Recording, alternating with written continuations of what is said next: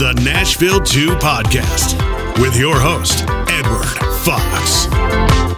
G'day, viewers and listeners. It's Ed Fox back with another great episode of Nashville 2, where we tell your story because you're Nashville 2.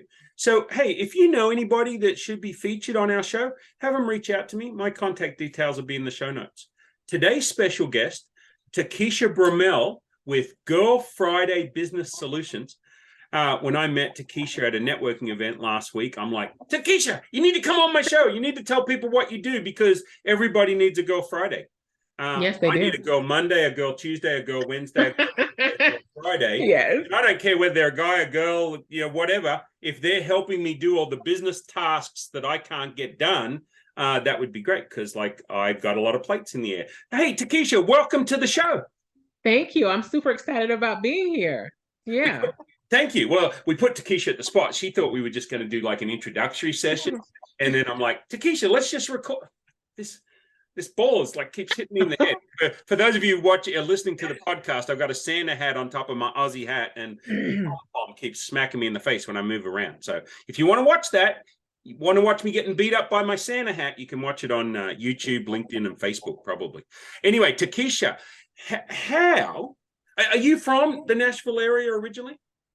No, I'm not. I'm actually from South Carolina originally, but I moved here to the Murfreesboro area maybe 10 years ago, I think. And it was from Atlanta. I lived in Atlanta from outside of once I graduated from college.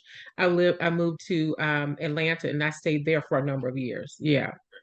So South Carolina, whereabouts? A place called Mullins, which is not far from Florence or Myrtle Beach, not far from Myrtle Beach, which I think everybody would probably know more about. Yeah. Yeah, I've heard of Myrtle Beach. My favorite place in South Carolina, and only because I'm a cricket nut, that's the bat and ball sport people, not the Bugs, as those of you that have listened before know. But Raleigh built a great cricket stadium, cricket ground, because they have a lot of Indian influence there. Okay. Dot, not feather. And where is that located? Raleigh, South Carolina. I don't know the actual. Raleigh, North Carolina. Oh, sorry, Raleigh, North Carolina. That's what it is. Yeah, there you go. See, when you're in Aussie, geography, what do they say? Geology rocks, but geography's where it's at. Right. Yes. So Raleigh, North Carolina. There you go. Hey, folks, you don't have to be a genius to be a show host. Start your own podcast. Get it done. Get it done. Get her did. So Takisha, so you're here in Murfreesboro. What brought you to Murfreesboro? I moved here to I used to be a project manager, and I wanted to take my love for educating people in I was a Bible teacher, and I wanted to move here to actually to kind of fulfill both of those and become a director of education at a church. So I moved here for that. And then probably a year later, that wasn't that church wasn't the best place or the best, not best place. I won't say it like that, but it just wasn't the right fit. And so I decided to kind of go back into what I was already doing. I have a master's in project management. So I went back into project management and started working for a local business here in Murfreesboro. Got it. And so now, you've transitioned to starting your own business. Yes. GirlFriday Business Solutions. Tell us about that. What my viewers and listeners and me, what do we need to know? Yeah. Well, GirlFriday Business Solutions started from actually working for a business coach that's in the local area. He was traveling and talking to a lot of business owners and entrepreneurs about all types of things that you need to know in order to grow and scale your business. As he was talking about those things, I would have conversations with them. I actually ended up becoming a coach as well and helping people in the program. And there were thousands of people in the program. Every day they would come to me and, so they're getting all of this stuff from him, telling them that they are, great producers and that they are, amazing at what they do and really giving them helpful tips in order to grow their business. But on the other side, they're saying that they have problems with back office paperwork. They're having issues with also being able to give that work to a back office person. And I just kind of like from there just was like, okay, they keep telling me. And I just like hit my forehead one day and was like, I think that there's some synergy here. I am a Girl Friday. I see mistakes on the paper. I love helping people. I love organizing things and putting things together. That is who I am. I know that there are other people like me that are out there. I also know that there are a lot of small business owners, large business owners, CEOs of companies, and then also entrepreneurs that are inherently trying to do things that they're not good at. Okay. So if you are a salesperson, you're not the person that should be in the background doing the paperwork. That salespeople love to be out and about, shaking hands with people, getting to know people. There is more about personality, your personality and who you are. Your personality is that you're more of an extrovert. So extroverts usually are not the best at paperwork and getting into the details of things. They're just not are they're not. Shock horror. They're more Shock horror. connected. I fall into that category. Go figure. You would Go have never figure. have been able to tell, would have you? I would be because like we're the total opposite. I'm more of a most people don't believe when I tell people that I'm an introvert, they don't really believe it, but it really is like where do you get your source from? Did you get your energy from people that's more extroverted, or do you get your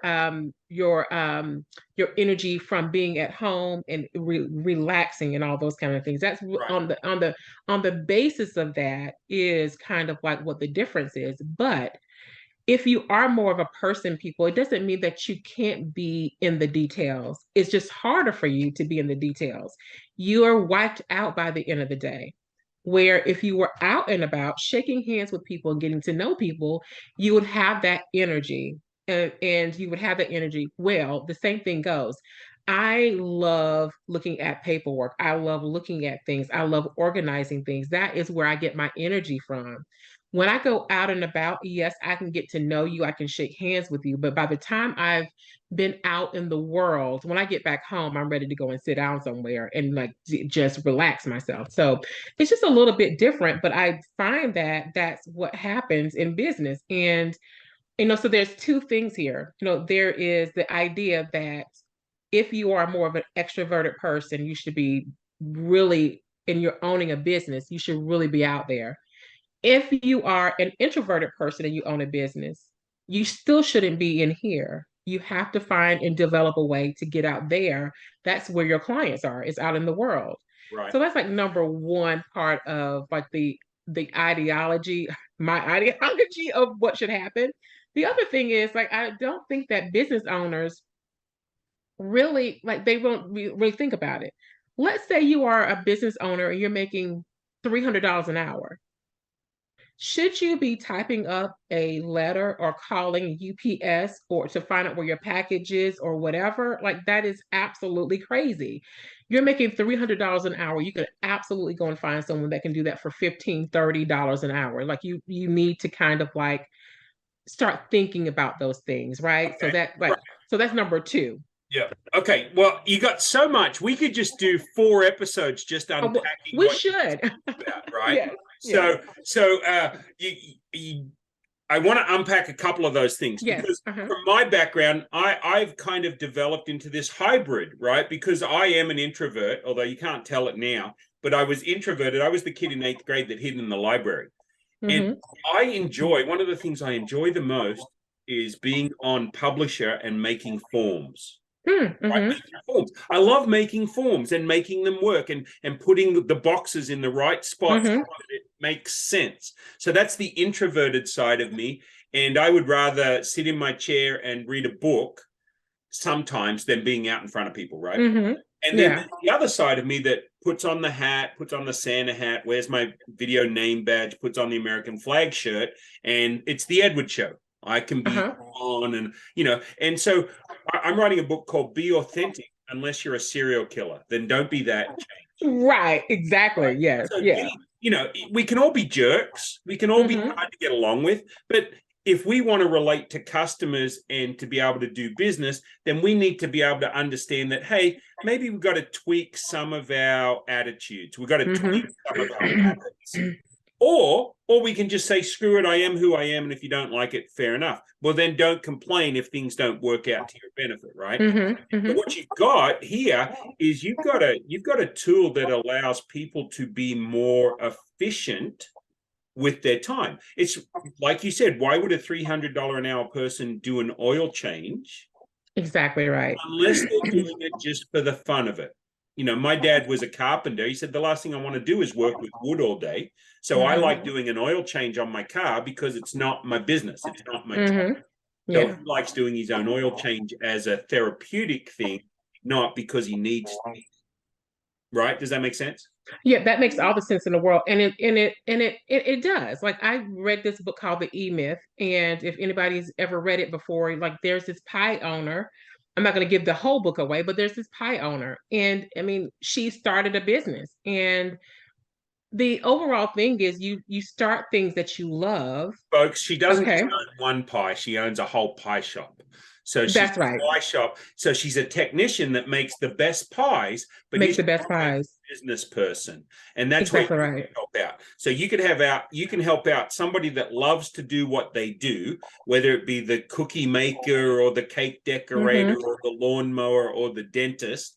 They can be the best at what they do, but sometimes they need a Girl Friday to help them do all the back end stuff. How many times have we ordered a product or a service or bought a product or a service?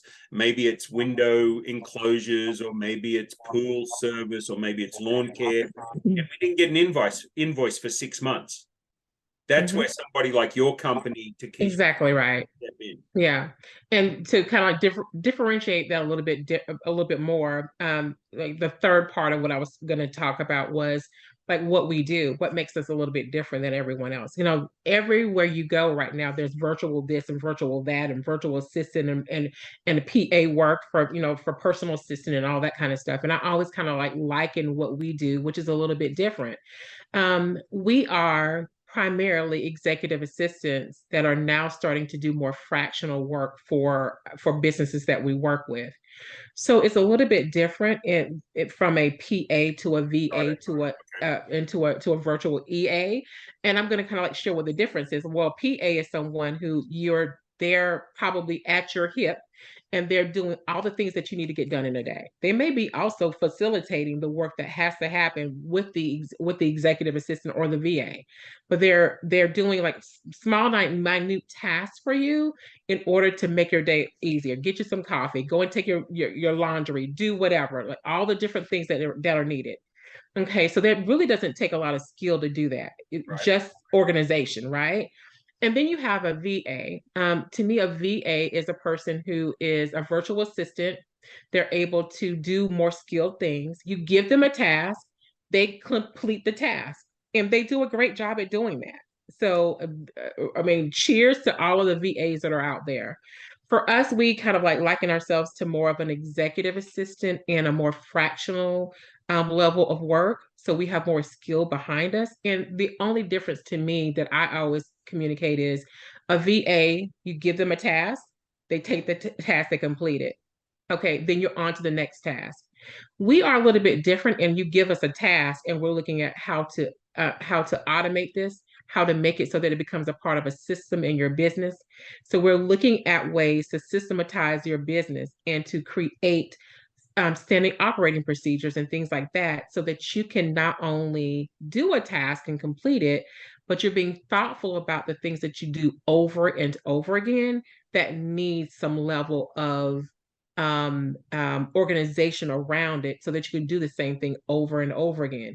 Because as you do things over and over again, what happens is that it becomes repetitive, but it's something that you can do like this right here, rather than thinking, well, okay, I have like 5 people coming in and I'm treating them all differently. No, you know, the problem with McDonald's is a systematized place. You go there, you ask for a cheeseburger and French fries and a combo. They give you exactly that. Here's the breakdown. The problem is when you want it your way, Okay, when you start saying, I don't want cheese, I don't want pickles, I have problems with onions, and then you start to do that. When you go there and you ask them for certain things, when you get that, it comes back wrong Right. because they're used to doing something over and over and over again the same way.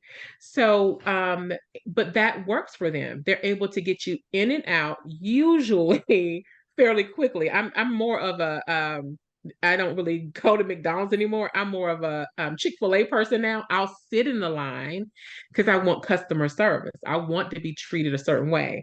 But yeah, so we create the structure and the things that you need in order to create the process. We create the processes that help you develop your business. And So so give me that's an why how we're a example. little bit different. So Takisha, give me an example of how that would work. Maybe I'm the CEO of a company that has 50 employees. I've got 7 locations around Nashville, and so I'm hopping from location to location during the day. But I'm not getting some stuff done, and I don't know what to do about it. A friend tells me to call you guys. I call you guys and say, look, I don't really know what I need. This is who Mhm. I am. How can you help me? Is that the Okay. sort of person, is that the sort of ideal client that you're looking for? Are you looking Wait, for somebody a bit smaller, somebody a bit bigger, or the gamut? well, we kind of have a gamut thing going on here where we can help the smaller person. Like, so for example, you were talking about this particular CEO that's traveling all over the place. Well, for that CEO or that executive person, that could mean managing their calendars. It could be scheduling and and doing meeting invites for them. It could be a number of different things. Like we have a CEO of a company that travels over into different areas of Nashville. They're all over the place. But he wants to be able to maximize his time in a particular area. So he may live out somewhere, but then he may be going to like the extreme, like an hour away. Right. So one of the things that we do for him is like he hired us to just help him schedule a meeting in a particular place, but then to maximize his time there and meet with other people in the area that he can meet with so that he can maximize his time in that particular area, right? Yep. Okay, now he's met with these people. He has information that he needs to take in, or he may have gone to a networking event, and now he has all these business cards and things like that. Like we can actually, and we have, like really helped our clients with working with like taking their contacts and putting it into a CRM system, creating drip campaigns of emails and touch points throughout the year for those people so that they can kind of keep up with the people that they've communicated with. Question. Um, Do you have mhm. do you have different Girl Fridays with different skill sets then that Yes. utilize? So Hmm. how many people? Number one, are you looking to add more people? I mean, as you grow, I guess you would add more people, right? And then how big is the company right now? Okay, yeah.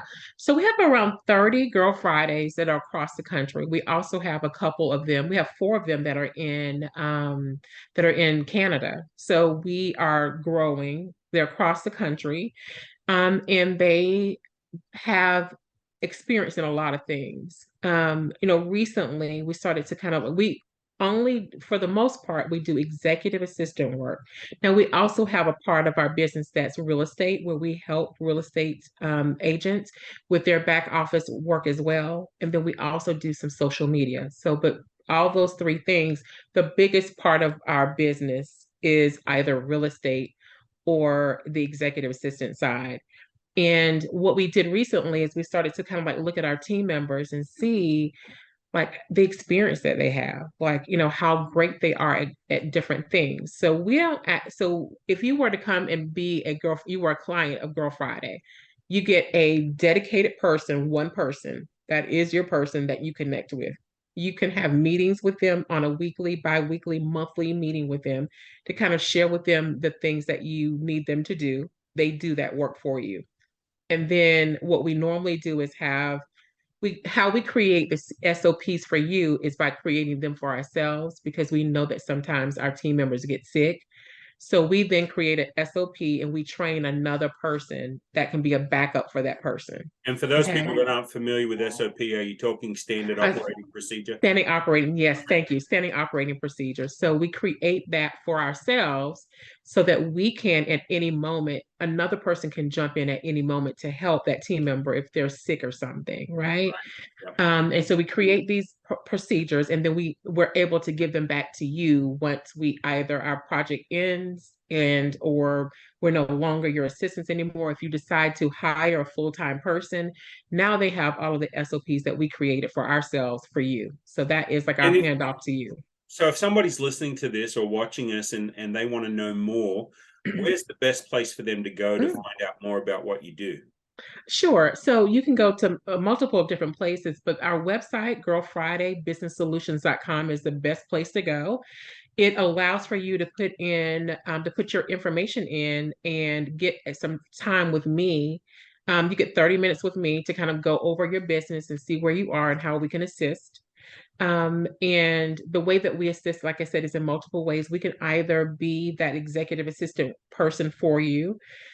We also have like a couple of other things that we're doing that I just wanted to mention really quick. And that is, one is, if you are a person or a business that has like a lot of, but maybe team members that are going out for leave, health leave, the administrative assistants that are going out for, for having a baby leave, all those kind of things, we actually can do short-term projects with you in order to manage the time that they're away. And do that. And then the other side of it is we're growing into now, because we took that time to look at all of our team members and how amazing they are, that they're more than just executive assistants. They have worked as COOs, HR. So we're now starting to get into more fractional work, where we actually work with larger businesses and even mid-sized businesses to help them with their HR, and also smaller businesses that are growing into that medium-sized business, and they're growing, may need HR help or whatever. So we're doing that as well. So for people that aren't familiar with what fractional means, can you explain Yes. what a fractional Girl Friday would be? Yes. So I guess it's always been out there, but it really, after COVID and quarantine and people having to work from home, I think that businesses are more open to it now. But what happens is that sometimes you want to fill a role like an HR person, but you don't want to spend the money, $90,000, $100,000, $150,000 on a person, when you can get it much cheaper and not have the overhead over that you have to use as well. So what happens is you can actually find someone that you can outsource your HR work to. That we call it either outsourcing or fractional work, and you're actually going to hire someone that is not a part of your company to come in and execute that.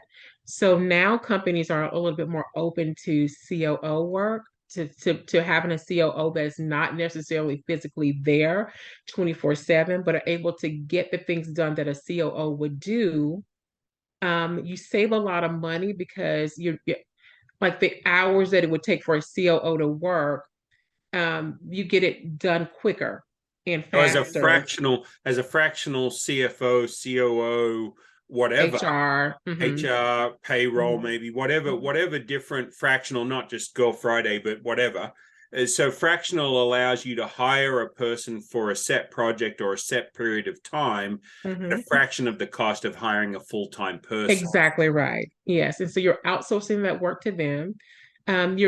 They are brilliant. I mean, they have done this before. Most of the COOs or CHR people or whatever were full-time and have now decided to consult and help multiple businesses. And so the multiple businesses are sharing in so many ways that fee of having that person there, but it does save you money, a lot of money, on actually bringing someone in that's only working the time frame or whatever to do the things that you need done, Right. and you're not having to pay them a set fee. Well, you probably are paying them a set fee, but you're not paying them full time for Right. You're full not time paying work. like you would a full salary and Exactly everything right. that's involved with that. So do these people work for you as like 1099, or do they work for me Yeah. as 1099? No, we are consultants. They work for Okay. me for as 1099s, and Okay. then we And so then support I, you. I hire you. Yes, So I get all the advantages of a business expense by hiring you, exactly right. without any of the tax detriments. That'll do. Yeah, because there's taxes involved. There's the Right. HR. If I mean, well, the taxes that are involved in that. Yes, Right. absolutely. So Whereas yeah, I'm just paying for a service, and then you're taking care of all of that with your people as exactly right. Yes. okay. Mhm. So okay, I've got a question for you. Did you grow up in an entrepreneurial family, or because a lot of people, they have an idea but they never Mhm. act on it, right? Like, oh, Mhm. somebody really needs to start a business doing this, and they never do anything with it. So Mhm. did you grow up around a bunch of entrepreneurs, or what made you take the move from being an employee to becoming a business owner? So funny you asked me that, because as you were asking me that, it just made me smile. I grew up, and my grandmother's sister was a hairdresser. And Right. so they had a shop in my grandmother's house, Mhm. and my grandmother's sister would do hair. So yeah, she was an entrepreneur and was always doing that. My grandmother, though, what worked in plants and things like that. And she also worked as like helping like going to homes and cleaning homes and things like that. My mother was a seamstress. She worked in a plant, but she used to also come to Atlanta. Like we were from South Carolina. She'll go to Atlanta when I got older and I was like maybe in college. And she would go and like go to the apparel mart. She became like she would go and sell clothes and things like that, like, Wow. again, or whatever. But Entrepreneurial. yeah, entrepreneur. And then, but then on the other side, my aunts and uncles, they all started to get their masters and get their doctorates and things like that. They were very highly educated and pursuing either like getting their degrees and things like that. And so I think that's where I got that from. So I think it was a combination of my older the grandparents and the aunts and uncles. Yes, my uncle was a taxi driver. He owned his own taxi. So yes, Right. they were more entrepreneurial. And then my aunts and uncles that came from my grandparents and everything, they were more like educated and all of that. And I think so between the two, I think the education part, learning, always wanting to learn and grow, that all came from them, and entrepreneurship from them too. Yes. Yeah, I think Hmm. I'm putting together a speakers bureau for Middle Tennessee, Hmm. um, on a bunch of different topics. And I'm always looking for good people to add to the speakers bureau. And one of the things that I love talking about is small business and how to Hmm. start small business, why to start a small business, the advantages of small business. Because so people ask me all the time, oh, so you're not a fan of formal education? I said, look, my wife's got a BS and a BA. She says, I Hmm. have a degree in BS, but I think that's a different kind of degree. Uh, so, so, but the fact is, we all have been educated. We all have Hmm. spent money on an education. Hers was a formal education, but came out and became a pharmacist and then a pharmacy manager for Kroger and Walgreens, and also worked at a hospital pharmacy. But she's been doing that for 32 years as a Mm. pharmacist. She likes the security, the dependability, that sort of stuff. And me, I left school at 15 and started my first business because all my aunts and uncles, my mom and dad were all business owners, right? Hmm. I never met somebody in my family that actually worked a job. They all owned a business. So Mm. for me, I looked at my grandmother, who was one of the top 10 Tupperware dealers in Australia in the 70s. And I said, when I'm 7, I'm like, Nan, when I grow up, I want to be a business owner. She pats you on the head and says, okay, well, go pack that box for me. Go pack that order. Yeah. Right. Hmm. And so for me, it wasn't a scary transition. Mm. My son married a young lady, and she said, "Look, my family's academic, school professors, teachers, that sort of Mm-hmm. stuff. Business scares me because I don't know anything about it." Mm-hmm. And she's been married to my son. I don't want to get this wrong. However long it's been, two, Mm-hmm. Yes. 4 years, whatever. And she found a business that she wanted to buy. And I'm like, you've come a long way from somebody who didn't want to own a business to now somebody who wants to start a business. I think a lot of Mm-hmm. people are scared of starting a business because they don't know what they don't know. But It is not easy. right, Let me tell you something. I'm 5 years in, and it has not been easy. Like, I mean, even though I probably have been groomed for this all of my life. You know what I'm saying? Like, and then me getting my master's in project management really helped me hone in on my skills. Where I went into a company and I started to work for that company for like maybe like 3 months, and it was going to be just me being a project manager for them. And then I ended up going into and becoming their COO of their company. There's that acumen of understanding business. And even though you may understand it, when you start your own business and you really depend on your business to support you, it's not easy. It is absolutely not easy at all. It is one of the hardest things that I've ever done. Sometimes, multiple times a year, I question, am I like, what was I doing? What was I thinking? What in the world? And it's so funny, like working with these ladies and working in business has really helped me kind of really like understand it is not about me. Like right, this business has nothing, although I had great intentions for the reason why I decided to do it, right. it really has nothing to do with me. This is definitely a larger thing going on here. Let me just say, I saw something recently that just gave me pause.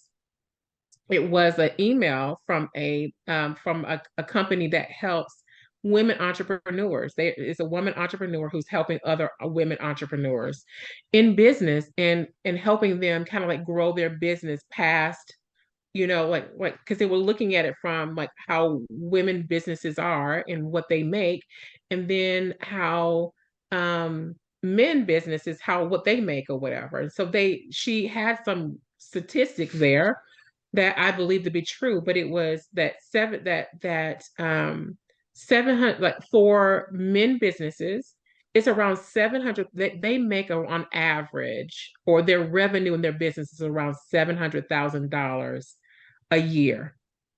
Um, for a white woman and owning a business, her business, the difference is that her business is like she's probably bringing revenue wise $150,000 a year, or a little bit underneath that. Like it was just amazing to me to Right. hear these numbers, like on average.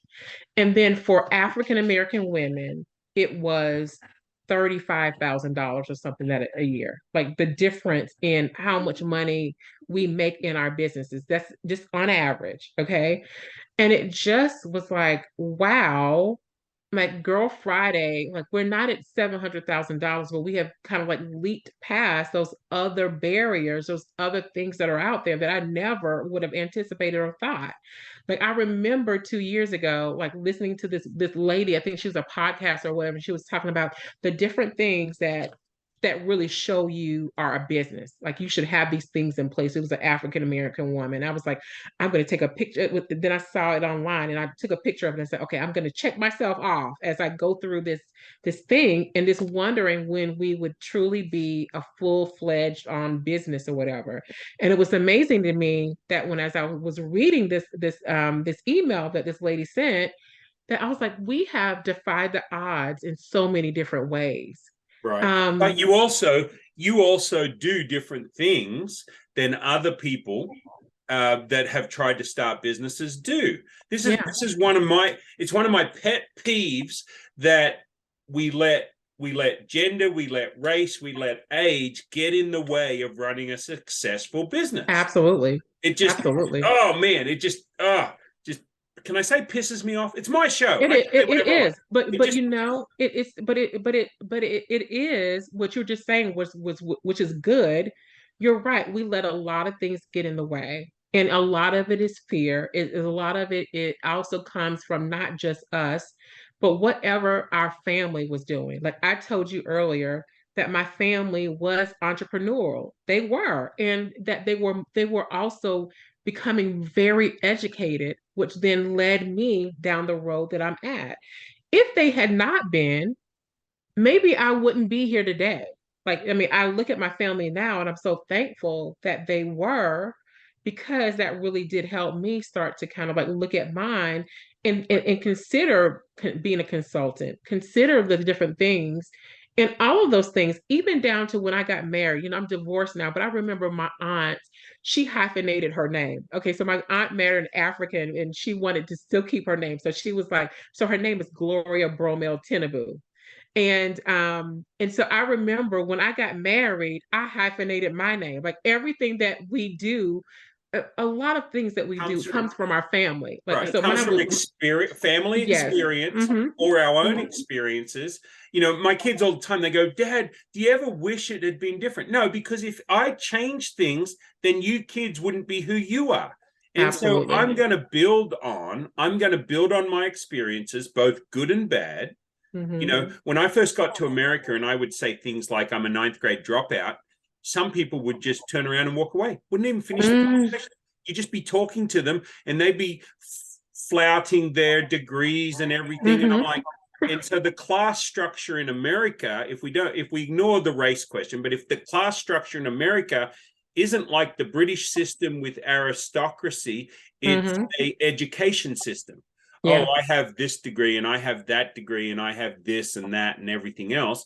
And so I love dropping the bomb of saying, I've got 17 different businesses, some successful, some not. I'm a ninth grade dropout, and then you see the people that just walk off and the people that just treat you like normal, right? Like To normal. me, right. To me, it's interesting. Anyway, that's a whole other show. We've gone Yeah. into that tangent, but people need to hear this. People that listen to this podcast or watch this podcast need to hear that. You know what? Being a business owner is scary, can be scary. But let me ask you this: are you glad you did it? I am glad I did it. And again, sometimes I have to remind myself of that, but then I actually talk to my team members and I see what difference it's making with them. I Okay, see the right yeah. there. That's what we as business owners, we compare. A lot of times we compare ourselves to the people that have built huge businesses, Hmm. right? Hmm. Like I like listening to motivational speaker Les Brown, right? So I Oh, like yeah. to Hmm. Les Brown. I like to listen to Zig Ziglar. So those are two of my favorites I'd heard at conventions. Robert Kiyosaki is another one. And you look Hmm. at them and they build these multi-million-dollar careers, right? Hmm. And you Hmm. think, what's the difference between us and them? Were they just lucky? Well, luck has to play a part, right? So, Hmm. but my dad always said laboring under correct knowledge, so working hard is I what like luck is, that. right? But then we look at us and just what you said, I've never met a business person yet that hasn't said, I like helping people. I like treating my employees fairly. We get all this stick today of not treating employees fairly and that, but I look at the small business owner, the sub-$1 million business owner, and a lot of the Hmm. times the reason they're sub-$1 million is because they care for two things. They care for their customers and they care for their employees. That's Hmm. not to say that the ones above the million haven't, but they've figured out processes and systems, right? They've Yes. figured out processes and systems that take them that way. But when you said,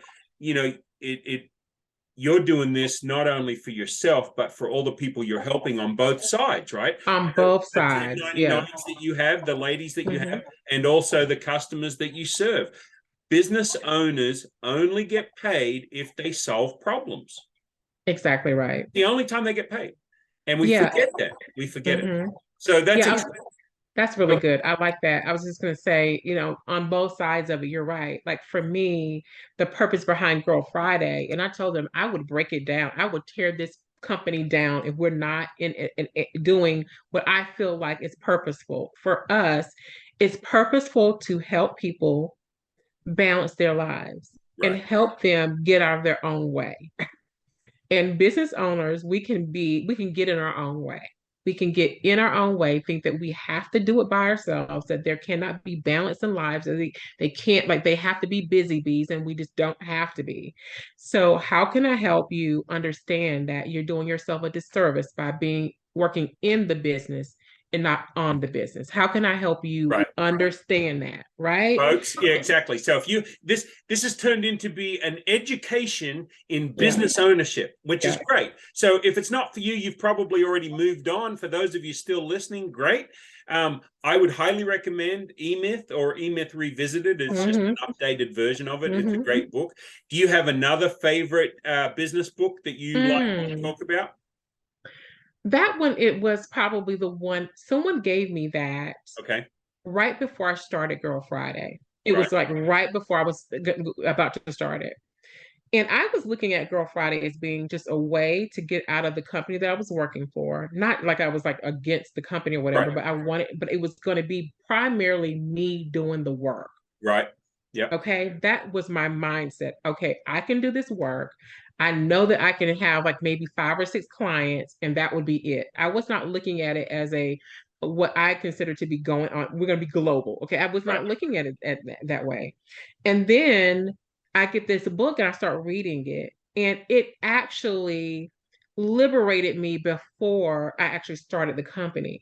Like, I realized that it didn't have to just be me, and that it better not just be me, and that I could find it, that I needed to find people that would come in and help me. Well, I read it, and it liberated me. Thank goodness. I probably could have been in this business 3 years and had been doing all the work myself, but it gave me an idea that it could be more than me. But I wasn't ready then to do it. So I'm out there. I didn't have all of my stuff together, and I'm out there trying to sell or whatever. Then I get out there and I decide I'm not going to sell. I'm just going to explain who Girl Friday is, and all of that. And that became harsh. You know what I'm saying? It was just like too much. And then I really started to kind of like find myself, found that you needed to have some systems in place. You needed to have some systems in place, that it couldn't just be me. And then I brought on like a person that was just like trying to think of the different levels of help here, but it was just like this one person that could help me, and then it exploded from there. But do you know how I understand business? So I know that if I was there fighting it, and what I mean by that is fighting, like, how do I bring someone else on and they have to now depend on me to get out there and work? I could have stayed here. I could have stayed there. And you know what? And maybe have been fine. Right. But if I wanted to be more, do more, and then whatever, I had to get more arms. It couldn't just be me. And that was helpful from a number of people. Like, before I went and started the business, I went to multi-million-dollar producers and said, should I do this or not? Every one of them, they knew me. And I went to them, like old bosses and different people. And I went to them and said, should I do it? And every last one of them said, yes, you better do it. Like, you should do it now. You have the skills to do this. You should do it now. But I will say, just because everybody says yes doesn't mean you should. And just because everybody says no doesn't mean you shouldn't. Right. Now that's true. That is true. Yeah. So I have plenty of people, like your friends, try and protect you. That's why I didn't go to my friends. My friends would have been like, girl, go ahead and do it. Go and do it. No, I went to people who, they knew me. Right. They knew what at least what was inside of me. And I honestly went there wanting them to tell me no. Right. Like, I didn't want to do it. I saw this idea. I saw that I talked to thousands of people, Edward. I talked to thousands of people in the course of 3 years working for this business coach, who told me that they needed help. Right. And I could see how I could help them. Right. So that's one thing too, right? You got to be open. You've got to be listening. When God opens the door, you got to, it's like the old joke about the lady that goes to heaven because she was on a rooftop and the flood was coming up and the boat came and said, get into the boat. And she says, no, God will save me. God will save me. A helicopter comes and says, get into the helicopter. Yeah. God will save me. God will save me. And then she drowns and she goes to heaven.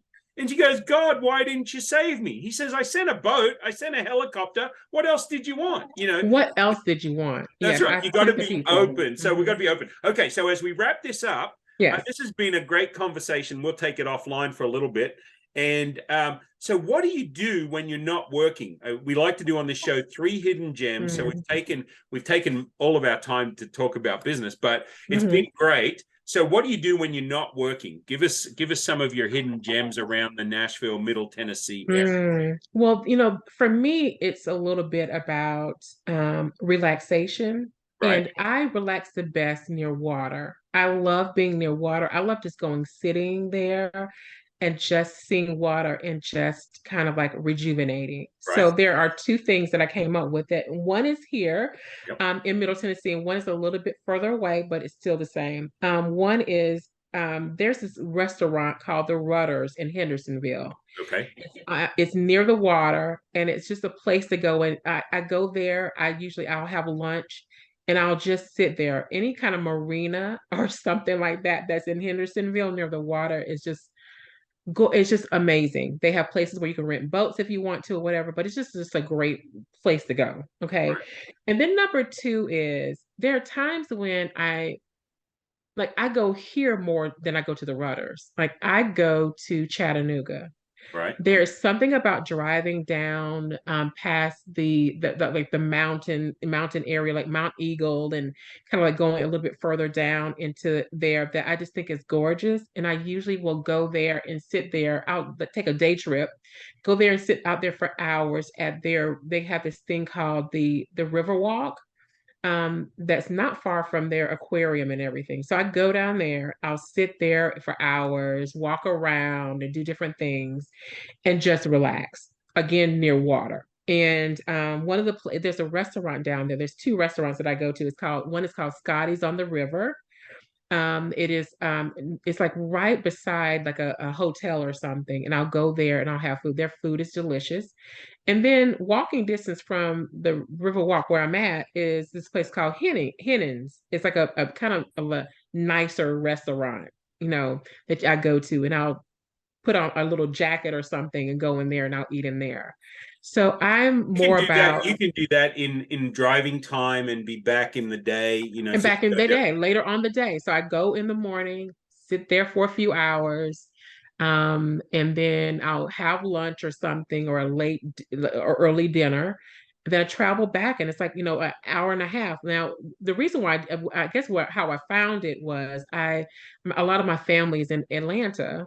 And I used to live in Atlanta, so I travel through there all the time. Well, a few years ago, they were doing so much road work on in Chattanooga, and I was just like, I would get through there, so I would go there sometimes and be sitting in traffic. So I had to find a way to do something different, and I found that spot. And if you ever want to find out where Takisha is, most of the time it's driving down there, because it's a nice little drive. And it's time, it gives me time to kind of think through things, to get new perspective. If I'm, sometimes maybe worried about something or wanting some time to think through things, is a nice drive. So what I was saying is the same thing. Like I find places to go, like me and my friend, she lives in Birmingham. We find a middle place, and it's like Decatur, I think it's Decatur, Alabama. And we go there, and there's water near there. So I find places that have water that I can go and sit down and relax and just enjoy near water. Right. But not the ocean, but more of lakes and, rivers and that type thing. Yeah. Sure. Yeah. I like looking at the ocean. I don't like going in the ocean. No, it's a bit much for me. I read Jaws in 1975, 6 when it came out. And then I saw the movies. I have a treaty with sharks. They stay in their territory, I stay in mine. I always think it's funny how we wear bright colored swimming costumes, and the fishermen use bright colored lures. Yeah. What's that tell you? So then I come over here, and then there's like Sharknado 27 on Sci-Fi. I'm like, you guys get back in the water where you belong. Anyway, it's crazy. Like there's one other place that's further away. It's called Amelia Island. Okay. Now Amelia Island is in Florida. It's at the top part, and but Amelia Island is funny that they have an ocean side and they have a sound side, which is more like the lazy water, which is what I like. So again, water. There you go. I get it. Yeah. Hey, Takisha, thanks for being on the show. Would you come back and update us in 6 months to a year and let us know how it's all going? And I would love to do that. That would be exciting. Thank you for allowing me on here. Yeah. Have a great day. Okay, thanks. Bye. This is the Nashville 2 podcast with your host, Edward Fox.